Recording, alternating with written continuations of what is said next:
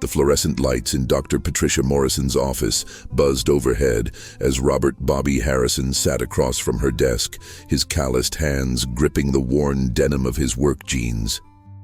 The smell of antiseptic couldn't mask the fear that had been growing in his chest for weeks. At 34, Bobby had always been the picture of health.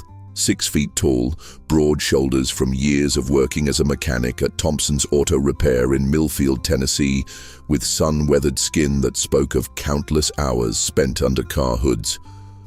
"Bobby, I'm going to be direct with you because I know that's how you prefer things," Dr. Morrison said, her voice gentle but steady. She had been the Harrison family doctor for over a decade, had delivered both of Bobby's children, and knew him well enough to understand that sugarcoating would only make things worse. Sarah Harrison reached for her husband's hand, her wedding ring catching the harsh office lighting.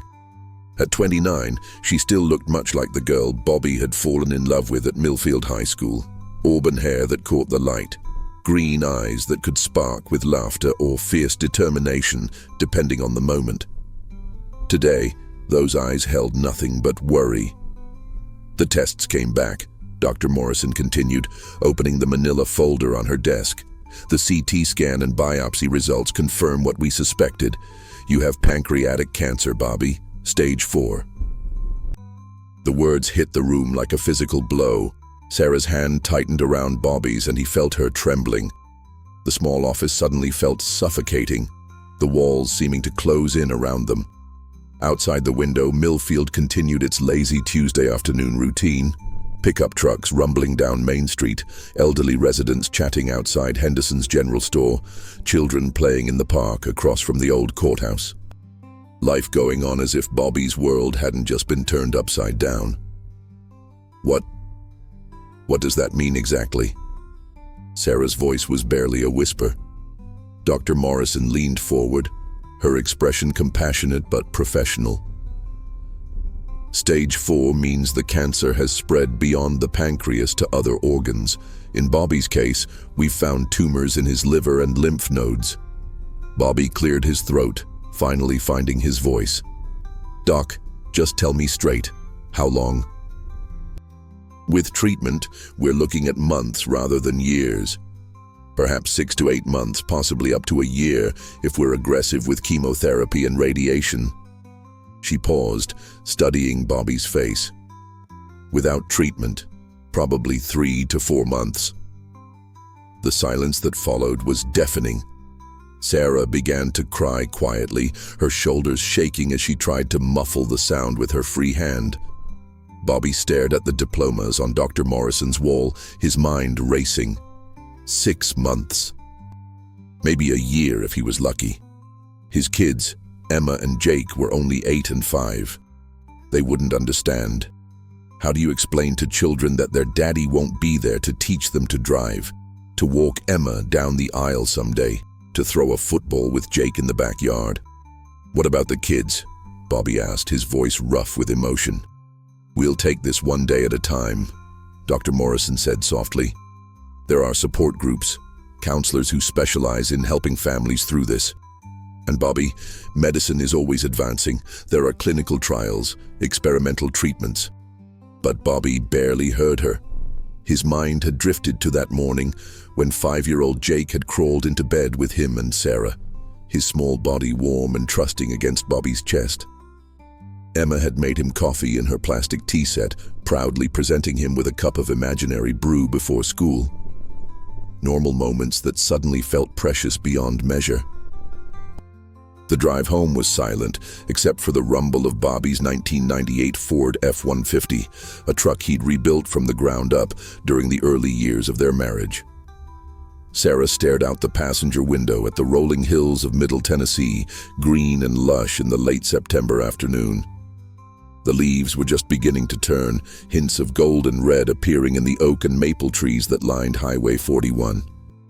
Millfield was the kind of town where everyone knew everyone else's business, where the biggest excitement was usually the annual corn festival in August or high school football games on Friday nights. Population 3,847, according to the welcome sign that Bobby passed twice a day on his way to and from work. It was a town where people still left their doors unlocked, where neighbors brought casseroles when someone was sick, where the local diner knew your usual order before you sat down. As they turned onto Maple Street, Bobby saw their house, a modest two-story colonial with white siding and blue shutters that they'd bought right after Emma was born. The front porch swing where he and Sarah spent summer evenings swayed gently in the breeze. Jake's bicycle lay abandoned in the front yard, and Emma's chalk drawings decorated the sidewalk. Home. The place where he'd planned to grow old with Sarah, where he'd imagined watching his grandchildren play someday. "How are we going to tell them?" Sarah asked as Bobby parked in the driveway. "I don't know," Bobby admitted. "Maybe we don't, not yet, not everything." Sarah turned to face him, tears still fresh on her cheeks. "Bobby, they're going to notice when you start getting sick from the treatment. Emma's already asking why you've been so tired lately." He reached over and cupped her face in his hands, thumbs gently wiping away her tears. "We'll figure it out, darling. We always do." But even as he said the words, Bobby felt the weight of uncertainty pressing down on him. How do you prepare your family for losing you? How do you make peace with leaving behind everything that matters most? That evening, after Emma and Jake were in bed, Bobby sat on the back porch steps, a beer growing warm in his hands. The September air was crisp, carrying the scent of burning leaves from somewhere in the neighborhood. Sarah sat beside him, her head resting on his shoulder. "Remember when we used to talk about growing old together?" she said quietly. "Sitting on this same porch when we're 80, watching our grandkids play in the yard." "I remember," Bobby said, his voice thick. "I wanted to give you that, Sarah. I wanted to give you everything." "You have given me everything," she replied, lifting her head to look at him. 15 years of marriage, 2 beautiful children, a life full of love. That doesn't just disappear because of some diagnosis. Bobby nodded, but inside he felt hollow. 6 months to a year. It wasn't enough time. It would never be enough time. Inside the house, he could hear the familiar sounds of their evening routine, the dishwasher running, the old floorboards creaking upstairs, the distant hum of the television. Normal sounds that he found himself memorizing, filing away for the days when he wouldn't be there to hear them anymore. As they prepared for bed, Sarah asked, "What do you want to do?" "About treatment, I mean." Bobby sat on the edge of their bed, the same bed they'd shared for over a decade, and considered the question. Fight and maybe buy a few more months, but spend that time sick and weak from chemotherapy? Or choose quality over quantity? Make the most of whatever time he had left while he still felt relatively strong. "I want to talk to Dr. Morrison about what the treatment would really be like," he said finally. "What it would do to me, how it would affect you and the kids, then we'll decide together." Sarah nodded, pulling back the covers on her side of the bed. As they settled in for the night, Bobby stared at the ceiling, listening to Sarah's breathing gradually slow and deepen. But sleep eluded him. His mind raced with questions, fears, and an overwhelming sadness for all the moments he would miss. Somewhere in the distance, a train whistle echoed across the Tennessee hills, lonesome and haunting. Bobby had always loved that sound. It spoke of journeys and possibilities, of places beyond the small world of Millfield. Tonight, it sounded like goodbye. 3 weeks after the diagnosis, Bobby had settled into a routine that felt surreal in its ordinariness. He still went to work at Thompson's Auto Repair each morning at 7, still came home covered in grease and motor oil, still helped Emma with her homework, and played catch with Jake in the backyard. The only difference was the secret he and Sarah carried, heavy and unspoken between them. They had decided to start with a modified chemotherapy regimen, aggressive enough to potentially slow the cancer's progression, but not so harsh that it would immediately rob Bobby of his strength.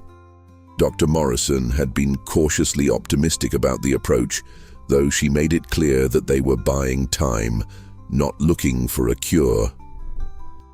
The first treatment had left Bobby nauseated and exhausted, but he'd hidden it well from the children. Emma, sharp as she was, had noticed that Daddy seemed tired more often, but she accepted Sarah's explanation that he was working extra hard at the shop. It was on a Thursday evening, 3 days after his second chemotherapy session, that Bobby rediscovered something that would become his lifeline through the dark months ahead. He'd been lying on the couch, too tired to do much of anything, when Sarah brought him a cup of tea and sat down beside him. "Remember this?" she said, holding up an old CD. The cover was worn, the plastic case cracked, but Bobby recognized it immediately. Reba McEntire's For My Broken Heart album, released in 1991. "Where did you find that?" "It was in the garage, in that box of CDs from when we first got married," Sarah said with a small smile. "I thought maybe some music might help." Bobby took the CD, running his thumb over the familiar cover. Reba had been his first real introduction to country music back when he was a teenager working summers at his uncle's farm in Kentucky.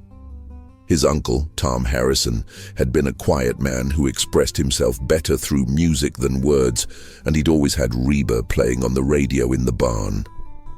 "The greatest man I never knew," Bobby said softly, remembering his favorite track from the album. "Your dad's song," Sarah said, understanding immediately. Bobby's father, David Harrison, had died in a car accident when Bobby was 19, just a few months before Bobby and Sarah got married. He'd been a good man, hard-working, devoted to his family, but emotionally distant in the way that many men of his generation were. Bobby had spent years wishing he'd known his father better, had more conversations with him, understood what made him tick. The song had always hit Bobby hard because it perfectly captured that feeling of loving someone while feeling like you never really knew them. After his father's death, Bobby had made a promise to himself that he would be different with his own children, more present, more open, more willing to share his thoughts and feelings. Sarah put the CD in the old player they kept in the living room, and Reba's voice filled the house, rich and powerful and full of emotion. Bobby closed his eyes and let the music wash over him. For the first time since the diagnosis, he felt something other than fear and sadness. The music didn't make the cancer go away, but it gave him a place to put his emotions, a way to process the overwhelming reality of his situation. "She always could tell a story," Bobby said, opening his eyes to find Sarah watching him. "Makes you feel like she understands exactly what you're going through." "Maybe that's what we need right now," Sarah replied, "someone who understands." Over the following days, Bobby found himself drawn more and more to Reba's music. He'd always been a fan, but now her songs took on new meaning. The Night the Lights Went Out in Georgia reminded him of summer nights in Millfield when he and Sarah were dating, driving back roads with the windows down and the radio up. Fancy spoke to the resilience and strength he was trying to find within himself. Consider Me Gone felt like a conversation with his own mortality. But it was The Greatest Man I Never Knew that became his anchor. He'd listen to it in his truck on the way to work, in the garage while he worked on engines, late at night when he couldn't sleep. The song's exploration of regret and missed opportunities resonated with his own fears about leaving his children too soon. Emma noticed the music first. "Daddy, you've been playing that same lady singing a lot," she said one evening as they ate dinner. "Who is she?" "That's Reba McEntire," Bobby explained, cutting up Jake's chicken nuggets. "She's a country singer, been making music longer than you've been alive." "She has a pretty voice," Emma said thoughtfully, "but some of her songs sound sad. Sometimes sad songs help us feel better when we're going through tough times," Bobby said, glancing at Sarah. "Music can be like medicine that way." Jake, still focused on his dinner, looked up suddenly. "Daddy, are you going through tough times?" The question hung in the air, innocent and direct in the way that only a 5-year-old's question could be. Bobby felt Sarah tense beside him, waiting to see how he would answer. "Everyone goes through tough times sometimes, buddy," Bobby said carefully, "but we get through them together, as a family. And sometimes music helps." Satisfied with this explanation, Jake returned to his chicken nuggets, but Bobby caught Emma studying him with eyes that seemed older than her 8 years. She was too smart, too observant. They would have to tell the children something soon. That weekend, Bobby made a decision that surprised even him. He drove to Nashville, about 2 hours northeast of Millfield, to visit the Country Music Hall of Fame and Museum. He hadn't told Sarah where he was going, just that he needed some time to think and would be back by evening. Walking through the exhibits, Bobby felt a sense of peace he hadn't experienced since the diagnosis. The museum was full of stories about musicians who had faced their own struggles, poverty, rejection, personal losses, and had channeled those experiences into music that touched millions of people. Reba's exhibit was extensive, covering her journey from a ranch girl in Oklahoma to one of country music's biggest stars.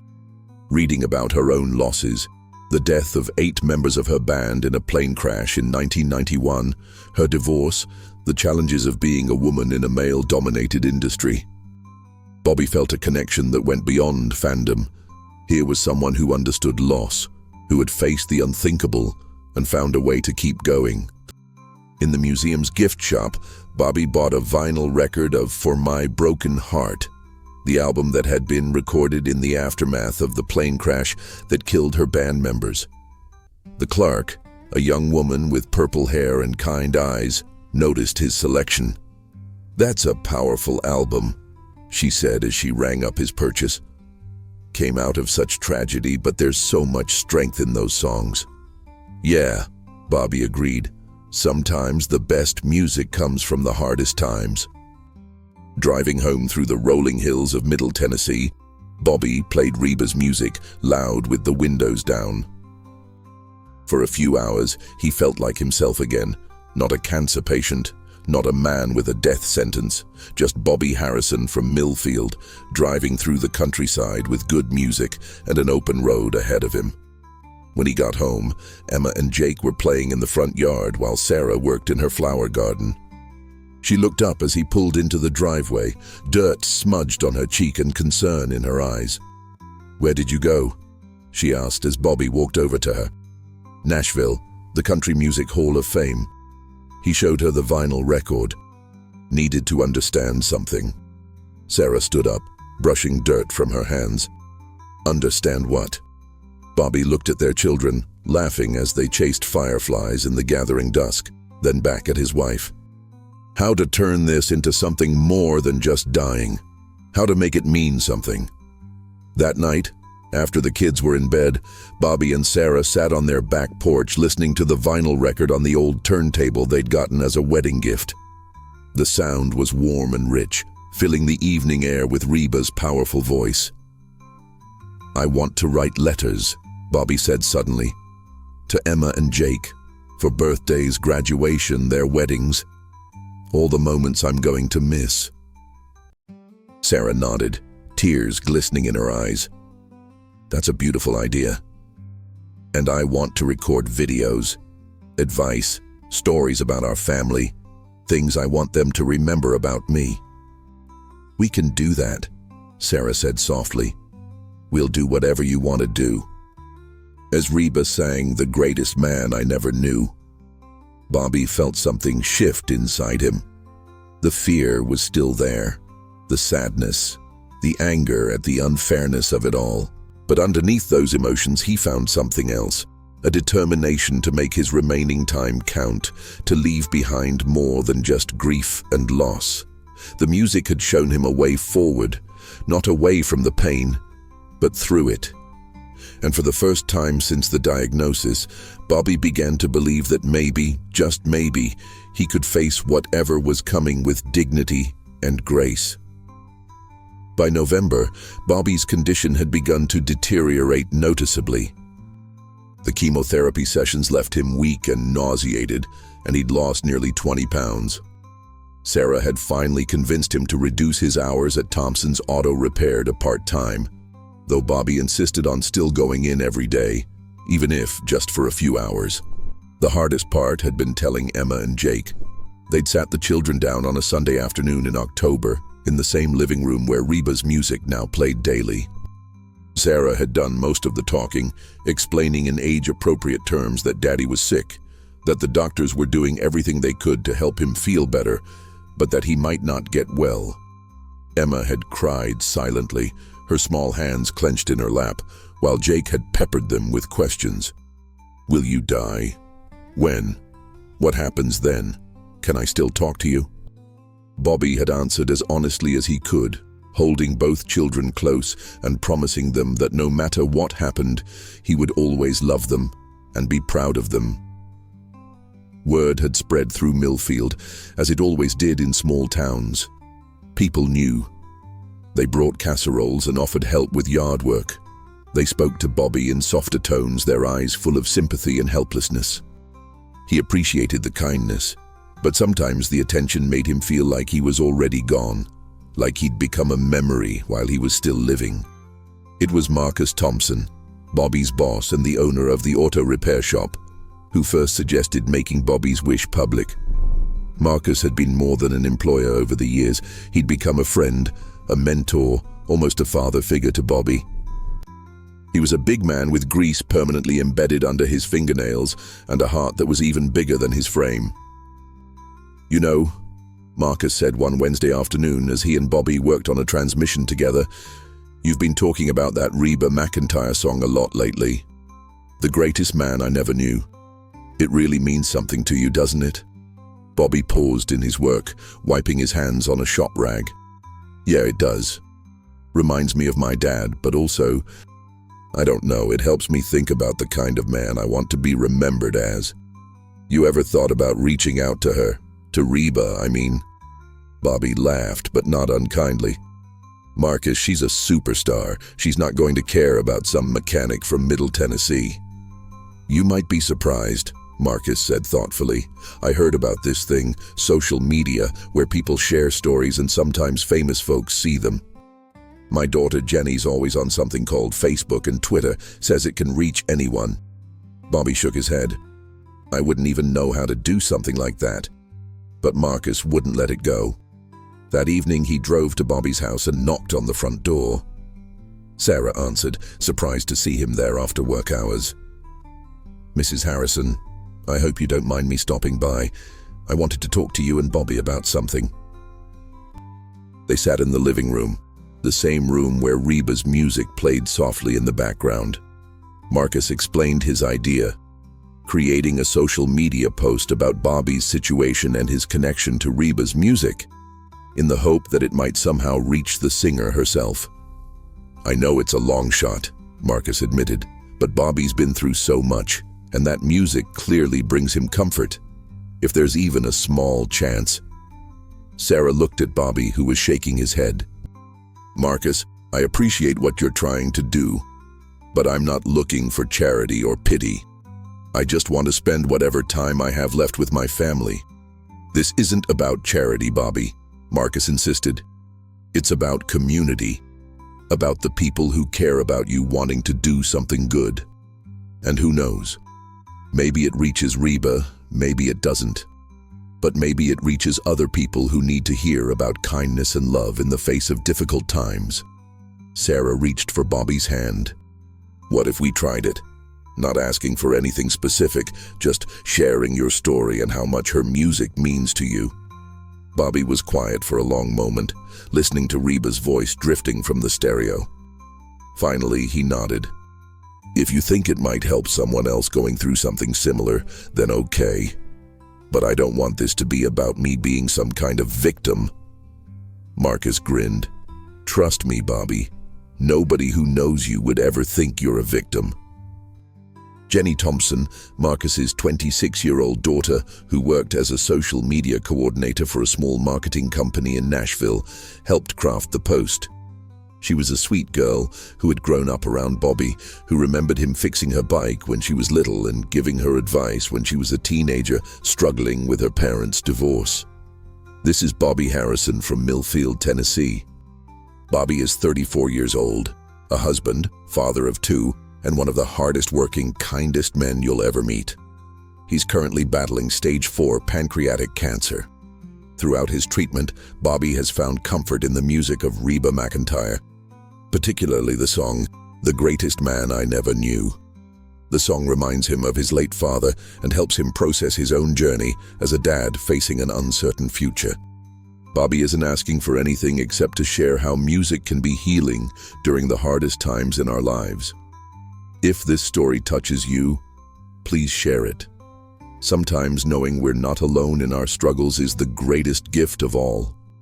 Jenny posted it on Facebook, Twitter, and Instagram, along with a photo of Bobby that Sarah had taken the previous month, him sitting on their front porch, guitar in hand, with a gentle smile on his face. Sarah had been teaching herself photography as a hobby, and she'd captured something in that image that went beyond Bobby's physical appearance. She'd captured his soul. The quiet strength, the love for his family, the dignity with which he was facing his diagnosis. For the first day, nothing much happened. The post got a few dozen shares from local friends and family members. Bobby almost forgot about it entirely, focused as he was on a particularly difficult treatment session that left him bedridden for 2 days.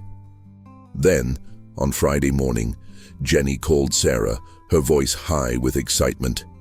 "Mrs. Harrison, you need to check Facebook right now. The post about Mr. Bobby, it's gone viral." Sarah fumbled for her phone, her hands shaking as she navigated to Facebook. The post about Bobby had been shared over 10,000 times. The comment section was filled with messages from strangers across the country. Cancer survivors sharing their own stories, music lovers talking about how Reba's songs had helped them through difficult times, people offering prayers and support. But it was more than just social media attention. Local news stations had picked up the story. WSMV in Nashville had called, wanting to interview Bobby. The story had been shared by several country music blogs and fan pages. "Sarah, what's wrong?" Bobby asked, emerging from the bathroom where he'd been sick from his latest treatment. "Bobby, you need to sit down." She showed him the phone, scrolled through the comments, the shares, the messages of support pouring in from across the country. Bobby stared at the screen in amazement. "I don't understand," he said. "Why would all these people care about me?" "Because you're not just you," Sarah said, tears streaming down her face. "You're every person who's ever faced something impossible. You're every dad who's worried about leaving his children too soon. You're every person who's found hope in a song when everything else seemed hopeless." The phone rang. It was a producer from Good Morning America, wanting to know if Bobby would be willing to do a phone interview. Then came calls from the Today Show, from People magazine, from country music radio stations across the Southeast. Bobby was overwhelmed. He'd gone from being a small-town mechanic to, seemingly overnight, becoming the face of hope and resilience for thousands of people he'd never met. "I don't know what to say to all these people," he told Sarah. "I'm not anybody special." "That's exactly what makes you special," Sarah replied. "You're real, you're honest, you're facing this with grace and dignity, and people see that. They need to see that." Bobby agreed to do a few interviews, but he insisted that the focus remain on the power of music to heal and the importance of community support during difficult times. He wasn't comfortable being portrayed as a hero. He was just a man doing his best with the hand he'd been dealt. The attention brought unexpected blessings. A children's book author from California sent copies of all her books for Emma and Jake. A quilting circle from Ohio mailed a handmade quilt for Bobby's bed. A mechanic from Texas shipped a set of vintage tools that had belonged to his own father, saying he wanted them to go to someone who would understand their value. Most importantly, the story reached other families dealing with similar struggles. Sarah began receiving messages from wives whose husbands were battling cancer, from children who had lost parents, from people who had found their own comfort songs during dark times.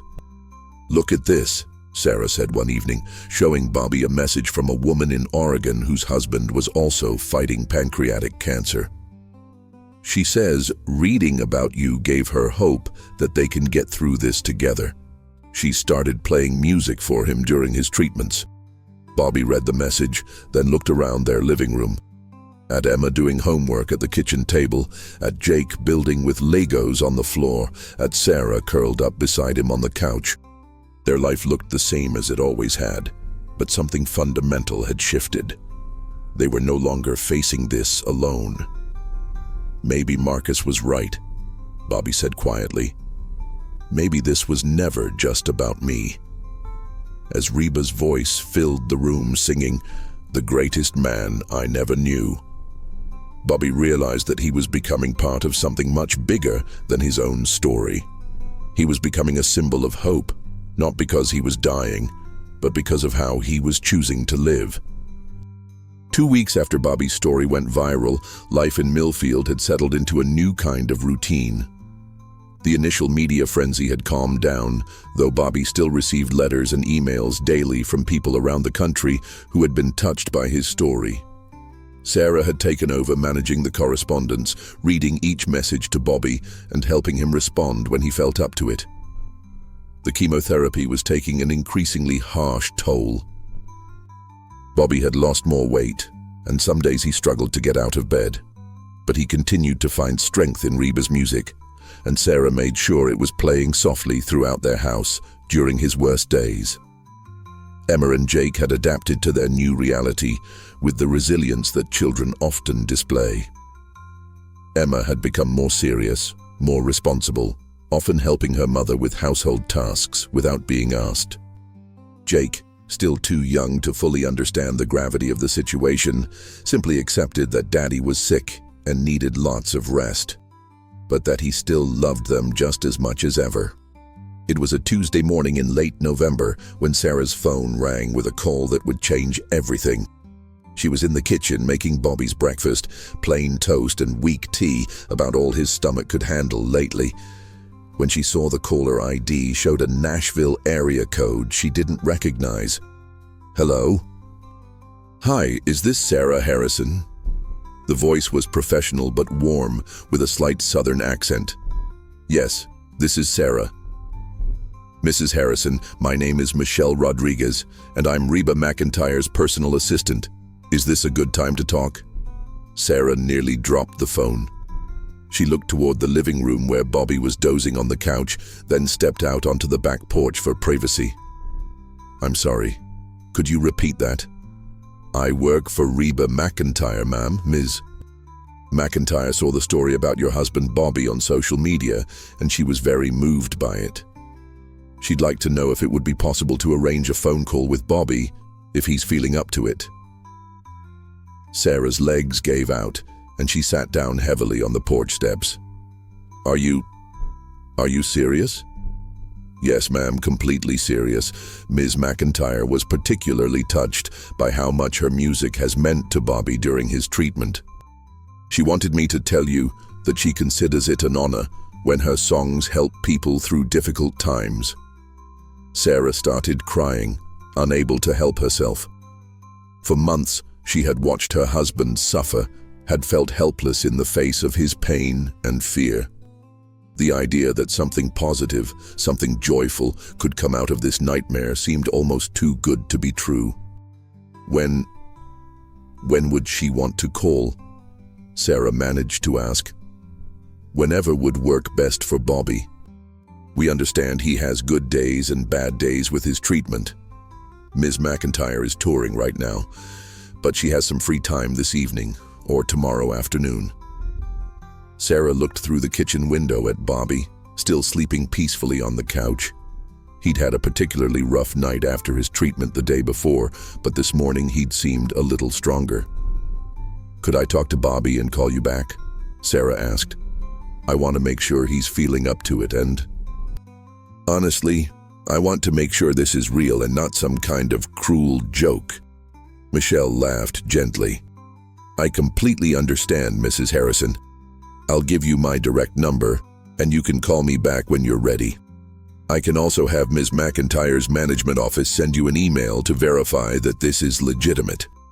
After getting all the contact information and hanging up, Sarah sat on the porch steps for several minutes, trying to process what had just happened. Reba McEntire wanted to talk to Bobby. The woman whose voice had been the soundtrack to Bobby's treatment, whose songs had given him comfort during his darkest hours, had heard his story and wanted to reach out personally. Sarah wiped her eyes and went back inside. Bobby was awake now, sipping his tea slowly. "Who was on the phone, darling?" he asked. Sarah sat down next to him on the couch, taking his free hand in both of hers.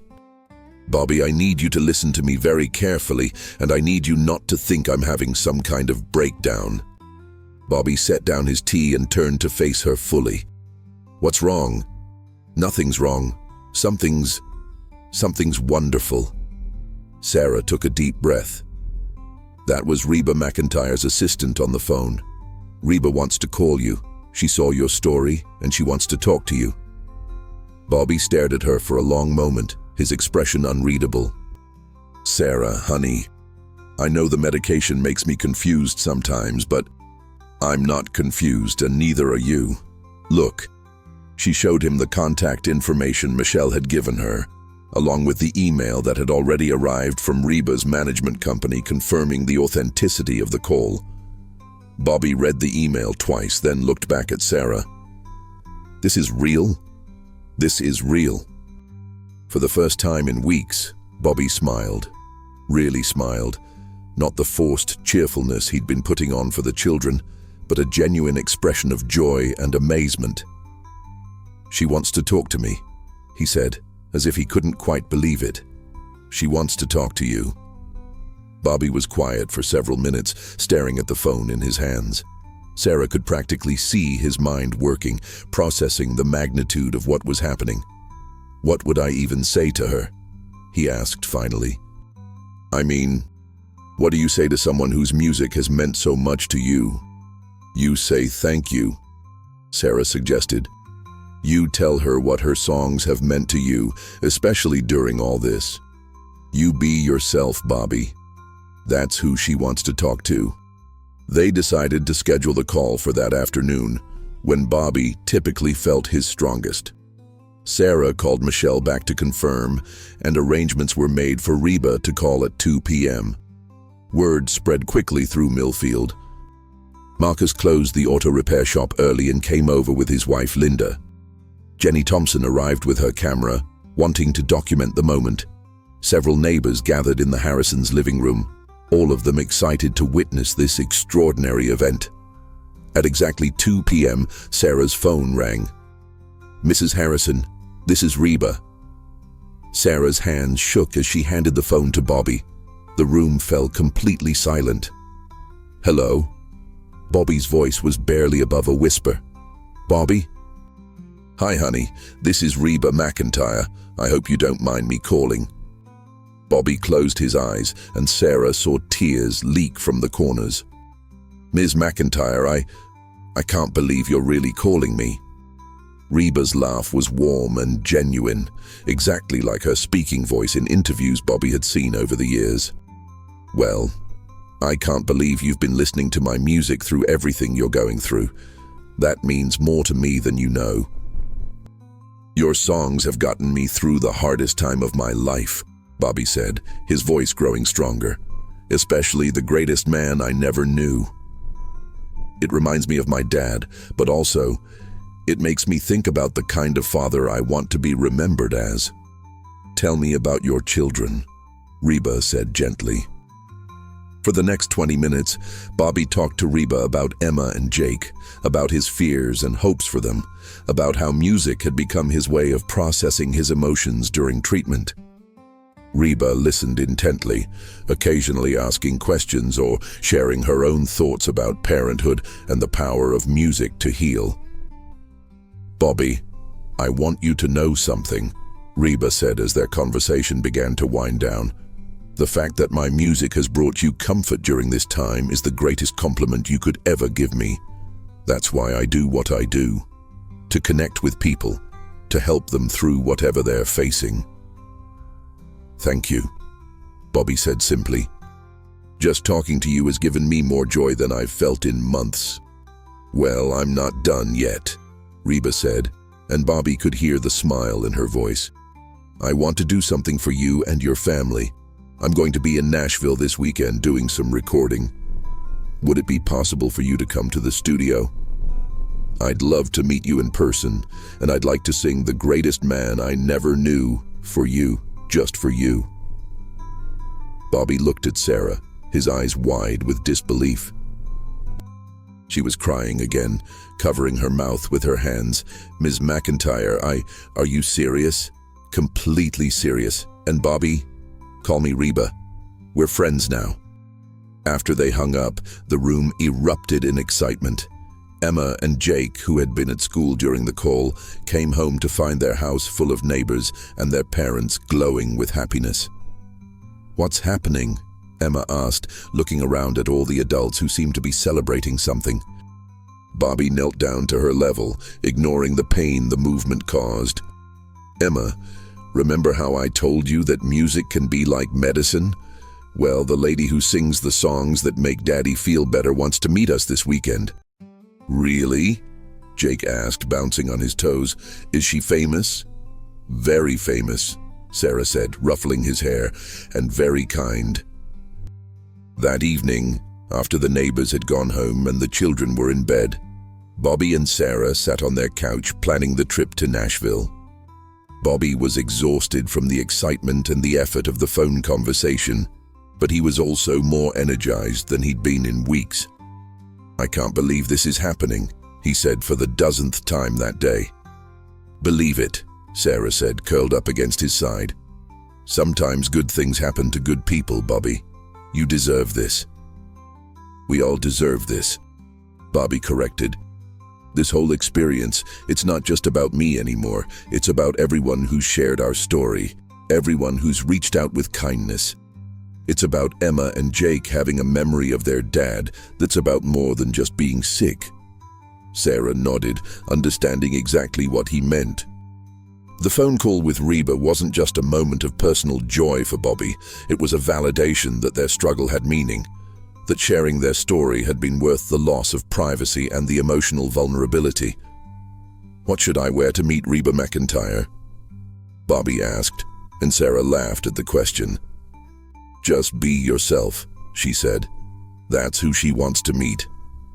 The next few days passed in a blur of preparation and growing excitement. The local news stations picked up the story of Reba's invitation, and suddenly Bobby's story was national news again. But this time, the focus was on the positive, on kindness, on the power of music, on the unexpected connections that can form between people from different worlds.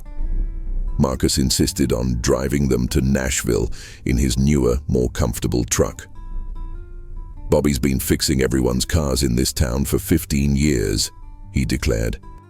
"The least I can do is make sure he gets to Nashville in style." Jenny Thompson had been in contact with Reba's team, helping to coordinate the logistics of the visit. Everything was being handled with the utmost care and respect for Bobby's condition and energy levels. On Saturday morning, as they prepared to leave for Nashville, Bobby stood in his bedroom looking at himself in the mirror. He'd lost so much weight that his clothes hung loose on his frame, and the chemotherapy had thinned his hair considerably. But his eyes held a light that hadn't been there in months. "You look handsome," Sarah said, appearing behind him in the mirror. "I look sick," Bobby replied honestly. "You look like a man who's fighting," Sarah corrected. "You look like a man who's living every day with purpose and grace. That's what Reba is going to see." The drive to Nashville was filled with nervous excitement. Emma and Jake peppered their parents with questions about what would happen, what Reba would be like, whether they'd get to hear her sing in person. Bobby found himself looking out at the familiar Tennessee landscape with new eyes, appreciating the rolling hills and autumn colors in a way he hadn't in months. As they approached Nashville, Bobby felt a sense of completion, as if a circle was being closed. 6 months ago, he'd driven to this same city to visit the Country Music Hall of Fame, trying to understand how to face his diagnosis with dignity. Now he was returning to meet the artist whose music had become his lifeline, whose songs had carried him through the darkest period of his life. The recording studio was smaller than Bobby had imagined, tucked away in a quiet part of Music Row. Reba's assistant Michelle met them at the door, her warm smile immediately putting the whole family at ease. "Bobby, it's so wonderful to meet you in person," she said, shaking his hand gently. "Reba is so excited to see you. She's just finishing up a take, and then she'll be right with you." They were led into a comfortable lounge area with soft lighting and leather couches. Emma and Jake sat quietly, awed by their surroundings, while Bobby tried to calm his nerves. This was really happening. He was about to meet the woman whose voice had carried him through the worst period of his life. Then she was there, walking into the room with that same warm smile Bobby had seen in countless interviews and videos. Reba McEntire in person was smaller than he'd expected, but her presence filled the room immediately. She wore jeans and a simple blouse, her red hair pulled back in a ponytail, looking like she could be anyone's neighbor rather than one of country music's biggest stars. "Bobby," she said, walking straight to him with open arms. "It is so good to finally meet you." The hug was genuine and warm, and Bobby felt tears spring to his eyes. Here was this woman he'd admired from afar for years, treating him like an old friend. "Thank you for having us," Bobby managed to say. "I still can't believe this is real." "Oh, it's real," Reba laughed, then turned to Sarah and the children. "And you must be the family I've heard so much about." She knelt down to Emma and Jake's level, immediately putting them at ease with her natural warmth and genuine interest in what they had to say. Within minutes, Jake was telling her about his favorite Lego sets, and Emma was shyly asking if she really knew all those songs on the radio. "Would you like to see where we make the music?" Reba asked the children, and their faces lit up with excitement. The tour of the studio was magical. Reba explained how songs were recorded, let the children touch the mixing board, and even had them sing a few lines into the professional microphones. Bobby found himself relaxing, caught up in his family's joy and Reba's obvious pleasure in sharing her world with them. Finally, they gathered in the main recording room. Reba picked up her guitar and sat on a stool in front of the microphone. "Bobby, I understand that The Greatest Man I Never Knew has special meaning for you," she said. "I'd like to sing it for you now, just for you and your family." As Reba began to play the opening chords, Bobby felt his breath catch. Here, in this intimate setting, with just his family present, one of his musical heroes was performing his favorite song. But it was more than just a performance. It was a gift, a moment of pure connection between artist and fan, between one human being and another. Reba's voice filled the room, rich and powerful and full of emotion. She sang every word as if she was singing it for the first time, as if she were telling Bobby's story rather than a fictional one. When she reached the chorus, "The greatest man I never knew lived just down the hall," she looked directly at Bobby, and he understood that she grasped the song's meaning for him, the way it connected him to his own father and to his fears about his children's memories of him. When the song ended, the room was silent except for the sound of quiet crying. Emma was pressed against Sarah's side, while Jake sat wide-eyed, clearly understanding that he had just witnessed something special, even if he couldn't articulate what it was. "Thank you," Bobby said, his voice thick with emotion. That was perfect." "Bobby, I want you to have something," Reba said, reaching for a guitar case that had been sitting nearby. "This is the guitar I've been using to write songs for my next album. I want you to have it, and I want you to know that every time I perform The Greatest Man I Never Knew, from now on, I'll be thinking of you and your family." Bobby stared at the guitar, overwhelmed by the generosity of the gesture. "Reba, I can't accept this. It's too much," You can, and you will, Reba said firmly but kindly. Bobby, you've given me something precious by sharing your story. You've reminded me why I do what I do, why music matters. This guitar represents that reminder. I want you to have it, and maybe someday Emma or Jake will play it and think of their daddy. As they prepared to leave, Reba pulled Bobby aside for a private moment. Bobby, I want you to know that meeting you has been an honor. The way you're handling this situation, the grace and dignity you're showing, that's the real music. That's what's going to echo long after any song I've ever recorded. I don't feel very graceful most days, Bobby admitted. Grace isn't about feeling strong, Reba replied. It's about keeping going when you don't feel strong. It's about loving your family and living each day with purpose, even when you're scared. You're doing that, Bobby. You're living a song that's going to inspire people long after today. The drive home was quiet. Everyone lost in their own thoughts about the incredible day they'd just experienced. Bobby held Reba's guitar across his lap, still hardly believing it was real. Emma and Jake had fallen asleep in the back seat, exhausted from the excitement. "How do you feel?" Sarah asked softly. Bobby considered the question. He still had cancer. He was still facing an uncertain future. But something fundamental had shifted during their visit with Reba. "I feel like I matter," he said finally. "Not because I'm dying, but because of how I'm living. Does that make sense?" Sarah reached over and took his hand. Perfect sense. As they drove through the Tennessee countryside toward home, Bobby realized that the day had given him something he hadn't expected. Not just a meeting with his musical hero, but a new understanding of his own story. He wasn't just a cancer patient or a man facing death. He was someone whose life had meaning, whose story had touched others, whose journey was creating ripples of kindness and connection that extended far beyond Millfield. The guitar in his hands represented more than just a generous gift from a famous singer. It represented the power of music to connect people across all barriers, fame and anonymity, sickness and health, fear and hope. And as Bobby looked out at the familiar landscape rolling by, he began to understand that his story wasn't ending. It was just changing key.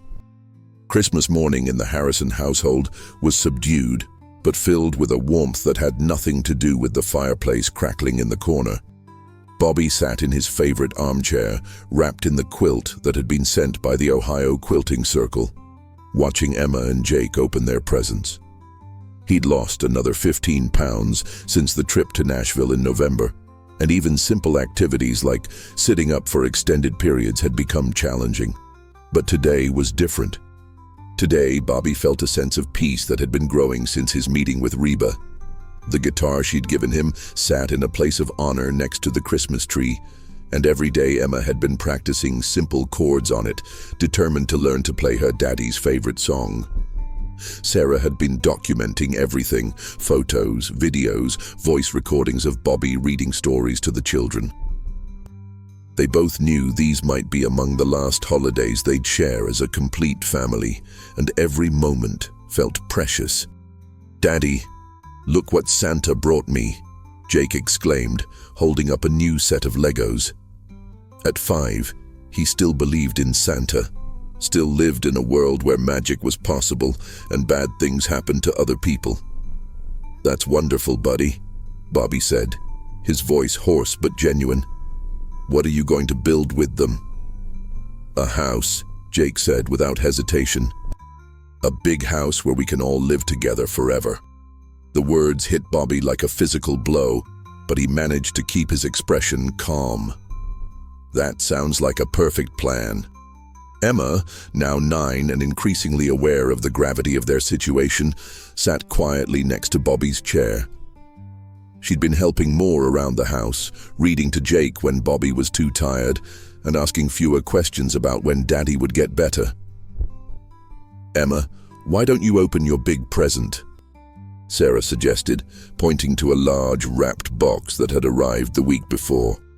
Emma carefully unwrapped the package, revealing a beautiful acoustic guitar sized for a child, along with a note that made Sarah gasp when she read it. "What does it say, Mummy?" Emma asked. Sarah's hands trembled as she read aloud.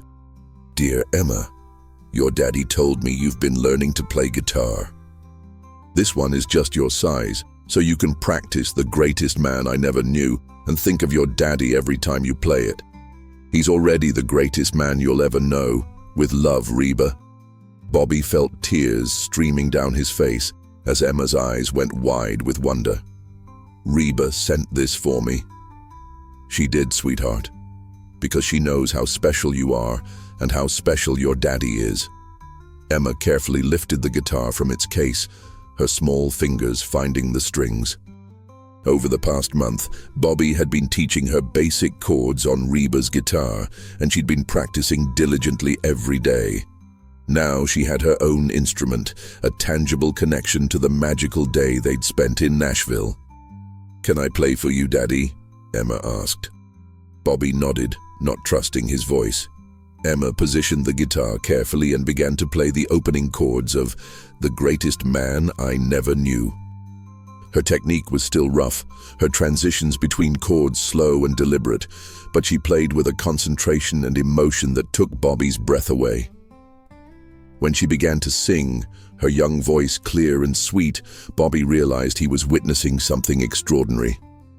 His daughter wasn't just learning a song, she was carrying forward a tradition, a connection to music that would last long after he was gone. "The greatest man I never knew lived just down the hall," Emma sang, looking directly at her father, "and every day we said hello, but never touched at all." As she continued, Sarah moved to stand behind Bobby's chair, her hands resting gently on his shoulders. This was the moment they would both remember forever. Their daughter honoring her father through music, creating a bridge between the past and the future. When Emma finished, the room was quiet except for the sound of the fire crackling and Bobby's labored breathing. Jake had stopped playing with his Legos and was watching his sister with wide eyes. "That was beautiful, Emma," Bobby whispered. "The most beautiful thing I've ever heard." "I'm going to keep practicing until I can play it perfectly," Emma promised. "And when I get really good, I'll teach Jake too." Bobby reached out and took his daughter's hand. "You already play it perfectly, sweetheart, because you play it with love." The afternoon was spent quietly. The family gathered in the living room while Reba's music played softly in the background. Bobby dozed intermittently, exhausted by the morning's excitement, but content to be surrounded by his family. Several neighbors stopped by with gifts and well wishes, but Sarah limited the visits to preserve Bobby's energy. As evening approached, Bobby asked Sarah to help him to their bedroom. Walking had become increasingly difficult, and he needed to rest before the children's bedtime routine. As Sarah helped him settle into bed, she noticed something different in his expression. "What's wrong?" she asked, sitting on the edge of the bed beside him. "Nothing's wrong," Bobby said, reaching for her hand. "I just need to tell you something while I still can say it clearly." Sarah felt her heart begin to race. "Bobby, you're scaring me." "Don't be scared, darling. I can feel that things are changing. The doctor said it might happen quickly at the end, and I think we're getting close to that time." Sarah started to protest, but Bobby squeezed her hand gently. "Listen to me," he continued. "These past few months, sharing our story, meeting Reba, seeing how much love there is in the world, it's been the greatest gift I could have asked for. You gave me that gift, Sarah. Your strength, your love, your willingness to let strangers into our story. You made this about more than just dying. You made it about living. Bobby, please don't talk like this. Not today." "Especially today," Bobby said firmly, "because today was perfect. Today I got to watch our daughter play music and see Jake believe in magic and hold your hand while we watched our children be happy. If this is my last Christmas, I couldn't ask for a better one." They were interrupted by a soft knock on the bedroom door. Emma peeked her head in, her new guitar in her hands. "Daddy, I wanted to play one more song for you before bedtime." Bobby smiled and patted the bed beside him. Emma climbed up carefully, mindful of the various tubes and medical equipment that had become part of Bobby's daily reality. She positioned her guitar and began to play Silent Night, her version simple but heartfelt. As she sang, Jake appeared in the doorway, drawn by the music. Sarah lifted him onto the bed, and soon the whole family was gathered together, listening to Emma's sweet voice fill the room with one of the most beautiful renditions of the classic carol Bobby had ever heard. When she finished, Bobby pulled both children close. "I love you both so much," he whispered. "More than all the stars in the sky, more than all the fish in the sea. And no matter what happens, that love is going to stay with you forever." "We love you too, Daddy," Emma said, her voice muffled against his chest. "Forever and ever," Jake added, not really understanding the weight of the moment but sensing its importance. After the children were tucked into bed, Bobby and Sarah sat together in their bedroom, talking quietly about practical matters and precious memories. Bobby had prepared for this moment as much as anyone could. Legal documents were in order, letters written for future birthdays and milestones, videos recorded for Emma and Jake to watch when they were older. "I want you to promise me something," Bobby said as they prepared for bed. "Anything. I want you to keep sharing our story, not the sad parts, but the good parts. The love, the community, the music. I want people to know that even when life is hard, even when you're facing the worst thing you can imagine, there's still beauty to be found. There are still reasons to hope." "I promise," Sarah whispered, tears streaming down her face. "And I want you to remarry someday, when you're ready. Emma and Jake deserve to have a father figure in their lives, and you deserve to be happy." Sarah started to protest, but Bobby stopped her with a gentle kiss. "I'm not saying tomorrow or next year. I'm saying someday, when your heart tells you it's time. And whoever that man is, he'll be lucky to love you and be loved by you." That night, Bobby slept more peacefully than he had in weeks. Sarah lay awake beside him, listening to his breathing, memorizing the sound of it, the rhythm that had been the soundtrack to her life for 15 years of marriage. At 3:47 a.m., Bobby's breathing changed. Sarah woke immediately, some instinct telling her that something was different. Bobby's eyes were open, and he was looking at her with a clarity that had been missing for days. "Sarah," he whispered. "I'm here," she said, taking his hand. "Thank you for the most beautiful life a man could ask for. Thank you for Emma and Jake. Thank you for loving me."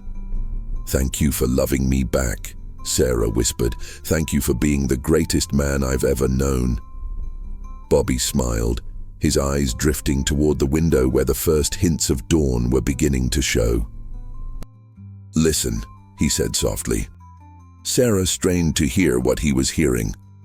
At first there was only silence, but then she heard it, a mockingbird in the oak tree outside their bedroom window, singing a complex melody that seemed to incorporate bits of songs from across its repertoire. It was the most beautiful sound she had ever heard.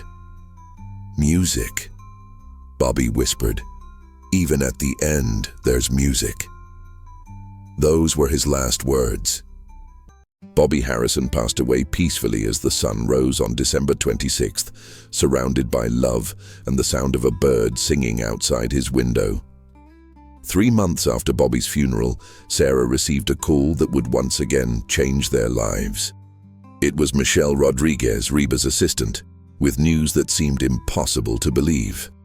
"Mrs. Harrison, I hope you're doing as well as can be expected. I'm calling because Reba has something she'd like to discuss with you and the children." A week later, Sarah, Emma, and Jake were back in Nashville, sitting in Reba's office this time rather than a recording studio. Reba looked exactly as warm and genuine as she had during their first meeting, but there was something different in her expression, a mixture of excitement and nervousness. "Sarah, Emma, Jake," Reba began, "I've been thinking about Bobby every day since he passed away. His story, your family's journey, it's touched my heart in a way that I can't fully explain." She paused, looking at each of them in turn. "I want to establish a foundation in Bobby's name, the Robert Harrison Foundation for Music Therapy.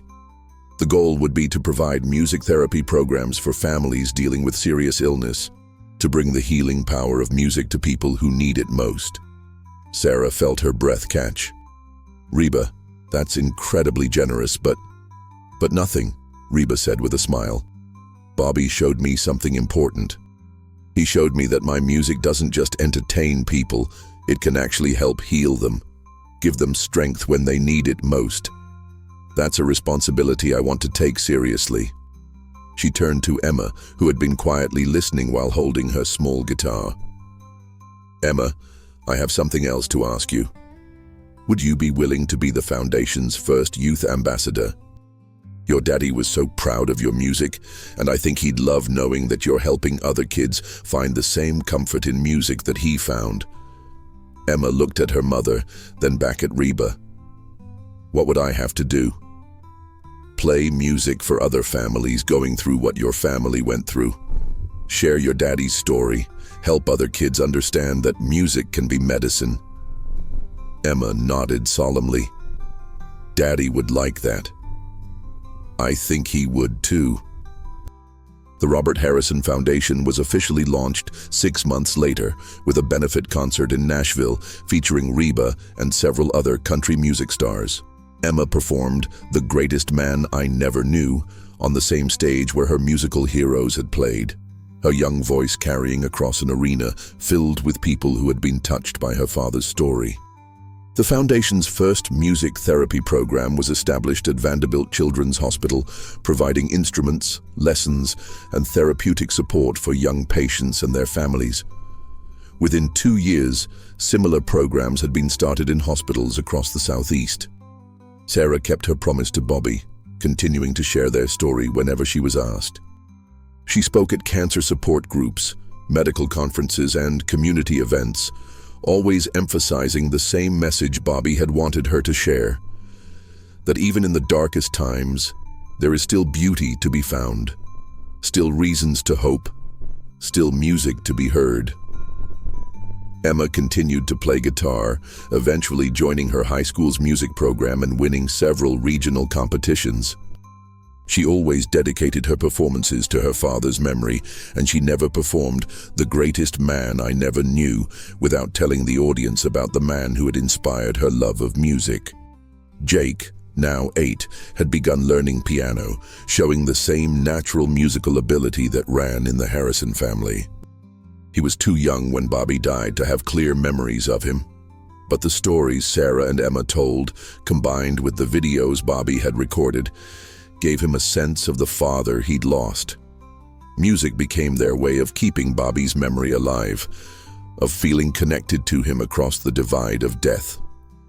On the 2nd anniversary of Bobby's death, the Harrison family returned to his grave in Millfield Cemetery. The simple headstone bore his name, dates, and a single line: "He found music in everything." Fresh flowers covered the grave, not just from Sarah and the children, but from community members, from people who had never met Bobby but had been touched by his story.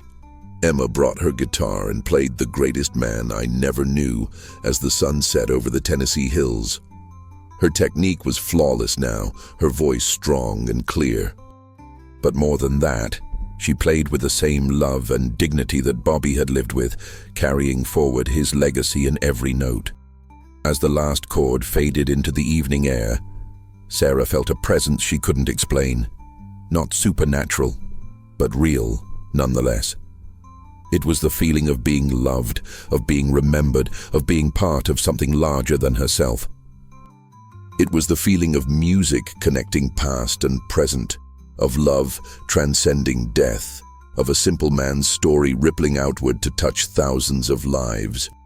Bobby Harrison had been right about one thing: his story wasn't ending when he died. It was just changing key, moving from a song of struggle to a song of hope, from a melody of sadness to a harmony of love that would echo through generations. In hospitals across the country, Families facing their own dark moments found comfort in music therapy programs that bore Bobby's name. Children learned to play guitar on instruments donated in his memory. Couples facing terminal diagnoses found strength in knowing that someone else had walked this path with grace and dignity. And in a small house on Maple Street in Millfield, Tennessee, a woman and her 2 children continued to live each day with purpose and hope, knowing that the greatest man they had ever known was still with them in every song they played, every note they sang, every moment of joy they chose to embrace despite their grief. The music played on, as it always had, as it always would. And somewhere in that eternal melody, Bobby Harrison's voice could still be heard, singing harmony with all the other souls who had found beauty in the midst of pain, hope in the face of despair, and love that transcends every ending.